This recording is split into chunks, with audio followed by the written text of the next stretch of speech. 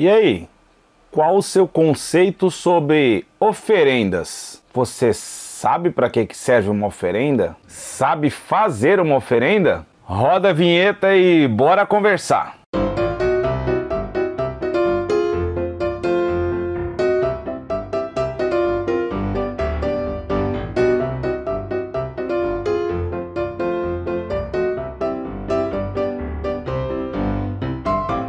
Salve! E aí, vocês estão bem? Antes de dar início nesse vídeo, já sabe, se não é inscrito, inscreva-se no nosso canal, ative a sineta de notificações.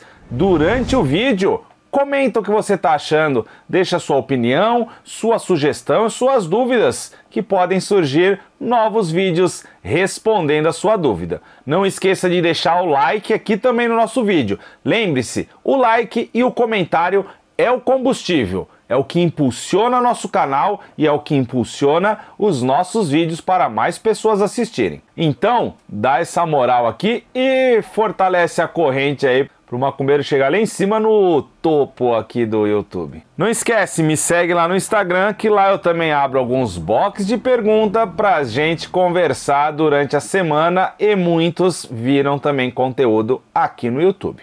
Muito tem me pedido, tanto os seguidores aqui do YouTube quanto a galera lá no Insta, para falar sobre oferendas. Falar sobre oferenda, ensinar a fazer oferenda, para que serve oferenda, como utilizar uma oferenda, são muitas dúvidas. Mas isso aumentou mais ainda porque essa galera curte uma polêmica, né? E tem uma polêmica rolando por aí sobre oferendas. E aí a galera forçou mais ainda o assunto e pediu mais ainda. Então, bora falar um pouco sobre isso. Antes de mais nada, a gente tem que entender algumas coisas básicas. Isso muda muito ritualisticamente de casa para casa, de região para região. Tem muita coisa que é regional, tem muita comida que é regional e acaba virando algo típico para algumas linhas. Então, entendam que culturalmente, aqui em São Paulo tem uma visão e uma forma, que no Rio tem outra, que no Paraná tem outra e assim por diante. Isso é importante a gente entender, perfeito? Quando a gente fala de oferenda, geralmente nós estamos falando de comida, de alimentar, como algumas pessoas falam. Você já alimentou Exu? Já alimentou Orixá? Já alimentou Caboclo? E assim por diante. Então, comida, alimento, oferenda, tá? Esquece parte de ebó, de outras situações. Estamos falando da oferenda que a gente serve ali tanto para os guias quanto para os orixás. Outra coisa que é extremamente importante a gente saber, como eu falei do fator regional, porque algumas comidas de orixás elas não são típicas ou populares na mesa do brasileiro. Dificilmente o brasileiro come amalá, o molocum, dificilmente você vê o brasileiro comendo o acaçá, porque são comidas típicas de regiões africanas. Então isso que é servido para orixá, eles também se alimentam, é regional.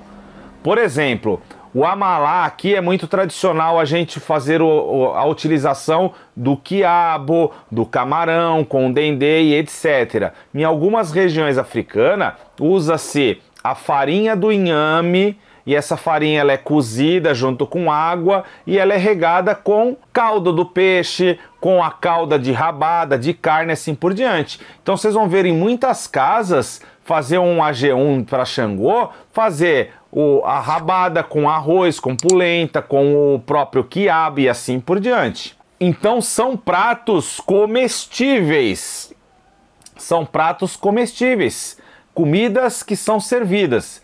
Se a tradição de orixá surgisse aqui no Brasil, provavelmente o alimento seriam as comidas mais populares e típicas aqui do Brasil. Uma comida mais popular no Sul, uma comida mais popular do Nordeste, uma mais popular de São Paulo, Rio de Janeiro e assim por diante. Então a gente precisa entender esse fator, que a oferenda é o fator de alimentar, de trabalhar com esse fator de troca energética. Comida é próspera, é prosperidade. Eu preciso ou trabalhar muito para plantar e colher e comer, ou trabalhar trabalhar e ganhar dinheiro para poder me alimentar, a comida ela te mantém em pé. A gente serve a comida para pessoas queridas, para visitas, para amigos. A comida é um dos fatores mais importantes. Antigamente era dinheiro, né? Trocava-se mercadorias e assim por diante, tá? Só que a comida ela começa a funcionar e ter um axé, né? Ter uma magia quando ela é cozida. Quando eu transformo algo que não se come em algo comestível. Como assim algo que se não se come? Eles acharam que não ia aparecer, né? Vamos dar uma brincada aqui junto também. Por exemplo, você não come feijão cru. Você não colhe o feijão e come, você cozinha. Então acontece uma magia ali de você cozinhar, de você temperar de uma forma, colocar a sua energia ali na comida, o seu axé, ou como a pessoa brinca, né, colocar amor, que até tem uma marca famosa aí que acabou pegando isso para si. O mesmo com o arroz, a gente não colhe o arroz e come ele cru, a gente cozinha o milho, a canjica, tudo é feito dessa forma. A batata a gente colhe, lava e cozinha, assa, frita e assim por diante. Então o alimento ele passa por um processo de transformação, é a magia da cozinha, né? A magia da cozinha de santo ou da sua casa, e essa transformação traz isso numa forma que eu me alimento. Perfeito? Por que eu tô falando tudo isso e dando esse rodeio todo? Primeiro, para a gente entender que tem um fator regional que acontece e tá tudo bem, certo? É regional, então como o orixá ele vem do panteão africano, traz a cultura alimentar junta também. Então não estou dizendo para você servir estrogonofe, por exemplo, para o orixá, tá? Fica bem claro isso, mas são comidas típicas e regionais do território africano. Porém, comidas comestíveis. Por que eu estou falando isso? Porque a maior confusão que acontece muitas vezes e as maiores dúvidas é referente aos padês. Ah, mas como que é o padê? Como funciona o padê? A sua casa faz com a farinha crua? Tudo bem. A sua casa não faz? A sua casa não usa farinha? Tudo bem, gente. Eu não estou aqui para arrotar o que é certo ou errado. Estou aqui para mostrar para vocês a forma que eu trabalho, a forma que eu trato com essas energias. E o que eu sirvo para guia ou orixá são coisas que eu comeria. Se eu sentar numa mesa com Ogum, por exemplo... Eita, importante pra diabo, hein, rapaz? Eu vou servir para ele algo que eu também coma. Eu não vou servir um alguidar com feijão cru. Não vou servir, porque eu não como. Eu não vou conseguir trocar essa energia com Ogum. O cará, mesma coisa, né? O cará que o pessoal serve, mesmo procedimento. Cozido, ou em água, ou em fogueira, né? Cozido ali, assado, ou no fogo, da forma que faz na sua casa, no forno, mas cozinha. Vou trabalhar com ele de forma cozida, algo que se transforme em comestível. Se eu for servir o feijão, esse feijão vai ser cozido, ele vai ser refogado. Eu vou transformar isso em comida. E aí quando a gente fala do padê, o mesmo procedimento, gente. Essa farinha ela vai ser assada ali, como se fosse fazer uma farofa realmente. Ela vai ser assada. E aí se você quer servir só daquela forma, ótimo. Se você vai fazer com dendê, se você vai fazer com mel, se você vai fazer com pimenta, se você vai fazer com miúdos, tudo bem. Mas isso precisa se transformar em algo comestível. A gente serve comestível para todo mundo, mas na hora de Exu é farinha crua com pinga em dendê, amassada com a mão, e é algo que você não come. Se é algo que você não consome, como é que você serve isso também para uma divindade ou para um orixá que está acima da gente? Ah, mas tradicionalmente algumas comidas aqui na minha casa tem que ser crua. Ótimo. Tô falando eu, pai Ricardo, a forma que eu trabalho. Já fiz muito padê cru? Já. Já fiz na pressa, antigamente por pensar de uma forma diferente, a farinha de milho ali no alguidar, dendê, pinga, a massa fica vermelhinho, firme e é isso aí. Até que eu comecei a me questionar e conversar muito com as guias que me assistem, me carregam, me sustentam, estão comigo, sobre esse fator. Você come isso que você está servindo? Vai existir a troca? Porque a troca é essa, eu estou doando o que eu tenho de melhor, que é o alimento, para uma divindade, para haver essa troca. Não que o Exu vai comer. O Exu não vai pegar o alguidar e comer a farofa ali, não vai, né? É a troca, esse fator da troca de eu dar o que eu tenho de mais precioso. Por isso que a gente vê lendas antigas que as pessoas davam vidas para as divindades, para os deuses. Deus do vulcão tá nervoso, vamos dar uma vida, porque era o que a gente tinha mais precioso ali, né? Então a gente serve o alimento.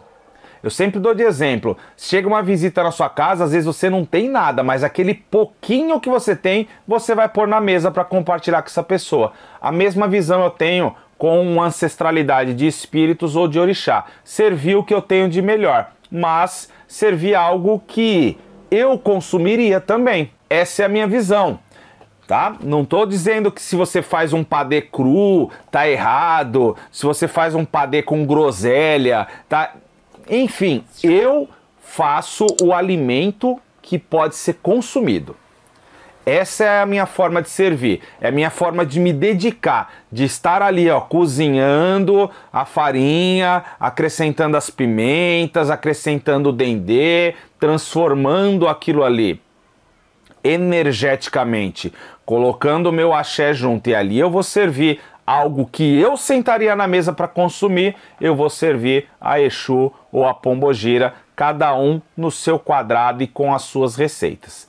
O mesmo faço, da mesma forma eu trabalho com todos os outros guias e da mesma forma eu trabalho com especificamente os orixás. Tudo que eu coloco em mesa aqui tá cozido, é comestível. Isso não significa que eu gosto dos oferendas. Por exemplo, eu não gosto de quiabo, mas o quiabo ele é cozido. Ele é cozido com a cebola, com o dendê, com o camarão. Eu faço a base embaixo ali com a farinha de milho, né, cozida também, como se fosse uma polenta antes de servir. Tudo é cozido, tudo é preparado. Tudo é acrescentado, o tempero certo ali, a gente possa degustar, possa comer. Esse é o meu conceito de oferendas. Essa é a minha visão de servir a orixá e a servir a guia. Essa é a minha visão de alimentar, tá? Por mais que tenha várias e várias tradições e vários formatos das casas trabalhar, essa é a forma que o pai Ricardo faz, essa é a forma que o pai Ricardo trabalha, essa é a forma que funciona também na minha casa. Repito, a gente precisa parar um pouco de brigar e discutir sobre certos e errados. Existe muita coisa regional, não esqueçam disso. Existe muita gente que aprendeu de uma forma, mas a gente está vivo ainda para aprender, evoluir, entender e modificar o que a gente acha que faz sentido. Isso é muito importante. Eu trabalhei uma vida inteira de uma forma, hoje eu vejo de outra forma. Como eu falei, eu fiz muito padê com a farinha de milho crua, direto no alguidar, com pinga, dendê e maçarocada, até que me foi questionado por guia que trabalha comigo: você comeria isso? É comestível para você? Por mais que tenha pessoas que comam farinha crua, no açaí, na comida e assim por diante. Só que eu estou falando numa particularidade minha. Servir o que eu posso servir e de melhor. O que eu posso colocar o meu axé, a minha energia e transformar isso. Essa é a energia da oferenda, gente. Por mais que tenha a essência de cada elemento ali, a essência que eu coloco, a gratidão que eu coloco, o axé que eu coloco, vai ser uma das energias principais e uma das ferramentas principais dessa energia de troca com você e o guia, com você e com os orixás. O mesmo se aplica a oferendar a sua ancestralidade. Como assim oferendar a sua ancestralidade? Quando eu digo de ancestralidade, eu estou falando de avô, avó, bisavó que já desencarnaram. A gente cultua guias, espíritos que a gente não conhece, mas a gente tem uma tradição brasileira de não cultuar parentes. Dá azar ter foto na casa, dá azar isso, tal. É ancestralidade. É a sua essência, a sua raiz. Então, qual o mal de você saber que o seu avô gostava de um cafezinho e um bolo de fubá, e em determinadas épocas que você fizer um bolinho de fubá, você colocar ali num cantinho ofertado para essa sua ancestralidade. Um copinho de café e um bolinho de fubá. Afinal, a gente faz isso com os pretos velhos, com caboclos, com Exu, com marinheiro, e muitas vezes a gente nem conhece o espírito ainda que a gente está atuando. Só que a nossa ancestralidade avô, vó, bisavô, bisavó, muitas vezes a gente conheceu, conviveu com eles e sim, pode cultuar de forma tranquila. Por mais que a gente nasce ouvindo que isso é errado, mas é uma crença que não pertence a nós, umbandistas. Espero que vocês tenham gostado, espero que tenha ficado claro também. E lembrando, essa é a minha forma e vocês que me seguem gostam de ouvir sempre a forma que eu trabalho, a forma que eu tenho para esclarecer algumas situações. Essa é a forma com que eu vejo e com que eu trato as oferendas para minha vida e aqui para o terreiro. Não esquece de deixar o seu like, comentar aqui pra gente, inscrever-se no canal, me seguir no Insta e, como eu sempre digo, quer dar uma força pro canal? Manda pra gente aí um superchat ou aí próximo do curtir, vocês vão ver um coraçãozinho que é o valeu demais e sempre vai fortalecer muito e ajudar o canal continuando com essa pegada que nós estamos. Saravá, meus irmãos! Até a próxima! Hoje realmente o assunto foi muito sério, porque eu não apareci quase, né, pra dar pitaco. Mas tá tudo bom. Às vezes tem que falar sério também, sem um pouquinho de humor. E tá tudo bem, né, Caba? Vambora! E agora que acabou esse vídeo, você pode clicar nesse daqui que ele tá muito legal, mas tem esse outro que ficou excelente, mas tem esse aqui em cima também, que tá muito engraçado. E esse, tenho certeza que você vai aprender alguma coisa. Então, fica à vontade aí.